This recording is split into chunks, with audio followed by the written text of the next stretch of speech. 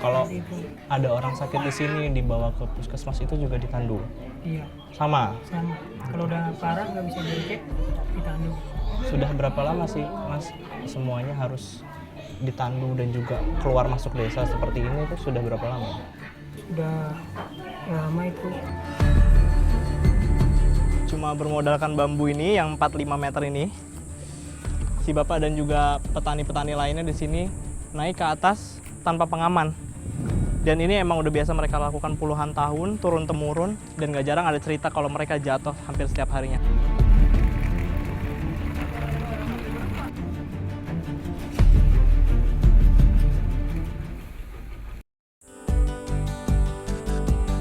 Indonesiaku kali ini tiba di Jawa Timur. Tepatnya di Desa Alas Buluh, Kecamatan Wongsorejo, Kabupaten Situbondo. Tim Indonesiaku akan menyusuri perjalanan pengolahan kapuk di Situbondo. Akhir dari musim kemarau yang panjang tahun ini meninggalkan petak-petak lahan pertanian yang gagal panen. Namun tidak dengan para petani kapuk di Desa Alas Buluh. Kemarau panjang berarti rezeki melimpah bagi mereka. Kapuk memang bukan barang baru di Jawa Timur. Sejak zaman kolonial Belanda, kapuk Pulau Jawa adalah komoditi yang menjadi primadona mereka. Saat itu, kebutuhan kapuk setengah dari penduduk dunia dipasok dari Nusantara. Namun, sejarah banyak berubah. Berbagai sumber data menyebutkan bahwa jumlah tanaman kapuk di Provinsi Jawa Timur terus menurun. Pak, saya ikut coba ya, Pak. Tiba di kebun kapuk, saya mencoba ikut naik ke atas pohon. Bilah bambu ini adalah alat bantu para petani menjangkau buah randu yang tingginya bisa mencapai 55 meter dari atas tanah.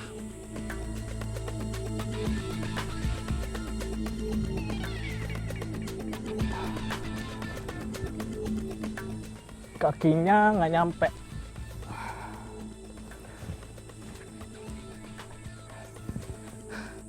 Susah banget buat ngangkat beban sendiri karena biasanya ini butuh kekuatan tangan di sini untuk narik badan kita ke atas, dan kaki juga nggak bisa ngejejak karena di sini kulit kayunya juga rapuh kalau misalkan kita injak. Dan ini tingginya bisa sampai 15 meter. Untuk sampai 2-3 meter pun saya belum nyampe ke atas. Pak, saya perhatiin Bapak dulu dari bawah ya, Pak ya. Mereka biasanya berbagi tugas. Mereka yang di atas pohon bertugas memetik kapas, sementara yang di bawah memastikan kapuk yang terjatuh tidak tercecer percuma. Berapa banyak? Cara memanen kapas seperti ini sangat rawan celaka. Karenanya, pemetik kapas harus selalu waspada dan berhati-hati dengan ranting lapuk dan dahan kering. Cuma bermodalkan bambu ini yang 45 meter ini, si Bapak dan juga petani-petani lainnya di sini naik ke atas tanpa pengaman. Dan ini emang udah biasa mereka lakukan puluhan tahun, turun-temurun, dan gak jarang ada cerita kalau mereka jatuh hampir setiap harinya. Bahkan setiap tahun ada aja yang meninggal cuma karena jatuh dari atas pohon kapuk ini. Hati-hati, Pak! Untuk pohon yang tak terlalu tinggi, yakni sekitar 20 meter, satu orang petani bisa memetik 7 pohon kapuk dalam sehari. Satu pohon kapuk biasanya bisa terkumpul hingga 1 kuintal buah kapuk. Menurut para petani, buah kapas yang berkualitas baik adalah buah yang jatuh dengan sendirinya dari dahan dan rantingnya.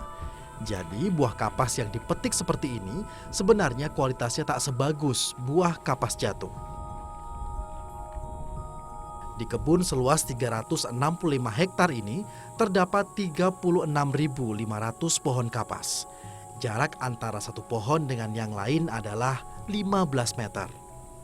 Yang memprihatinkan adalah saat ini hanya ada 250.000 hektar lahan kapuk di seluruh Indonesia.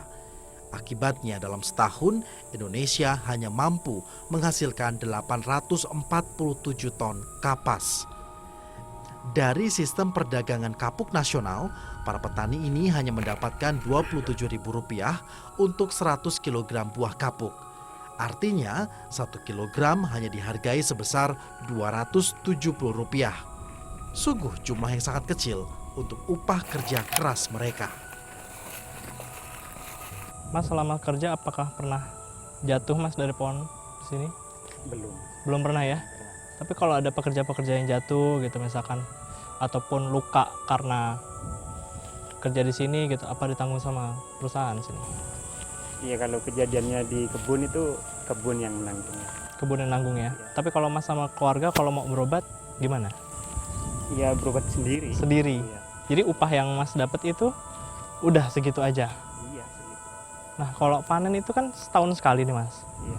Selain dari kebun kapuk, kan itu paling cuma 3 bulan gitu. Selain Iya. itu gimana?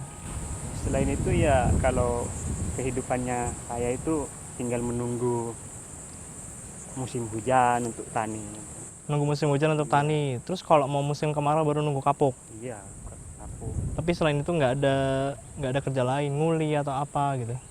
Iya, kalau ada di tetangga yang nyuruh itu kerja. 10 tahun bertani, Rafi'i tak merasakan perubahan apapun. Hanya ada kenaikan upah sebesar Rp3.000 per kuintal selama 10 tahun terakhir ini. Budiono dan Majali sebagai mandor pun merasakan hal yang sama.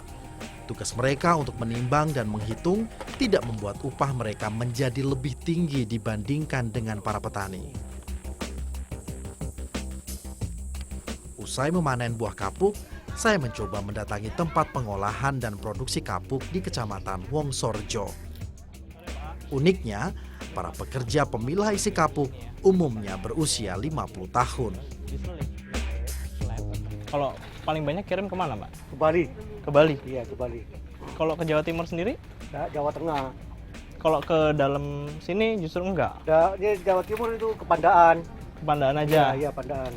Tapi kalau ke Bali banyak? Iya, banyak. Sampai berapa ton Pak?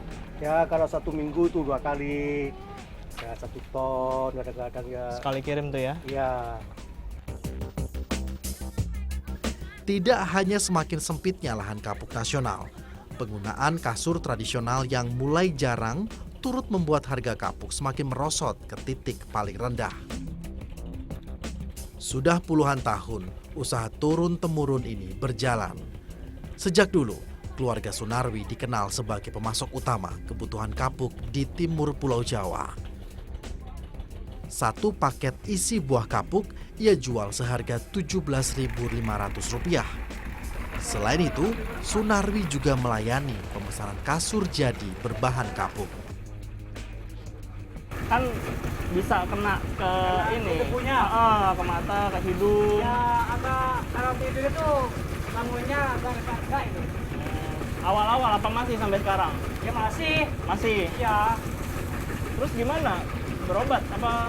Udah anu itu apa? Soda itu. Soda. Soda? Ya, Soda. 1 minggu sekali. Udah. 1 minggu sekali. Ya. Oh, sembuh itu? Biar nafas bisa sehat. Oh, tapi sembuh bisa pakai itu? Iya.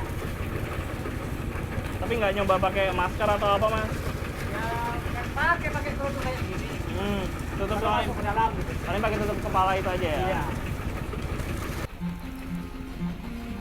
Mereka ini hanyalah contoh dari perubahan zaman yang menyentuh bidang pertanian. Buruknya harga kapuk di pasaran saat ini menghantam kehidupan para petani kapuk. Akibatnya, mereka harus ikut berjuang bersama 13% penduduk miskin di Jawa Timur yang juga tengah bersusah payah berusaha mentas dari kemiskinan.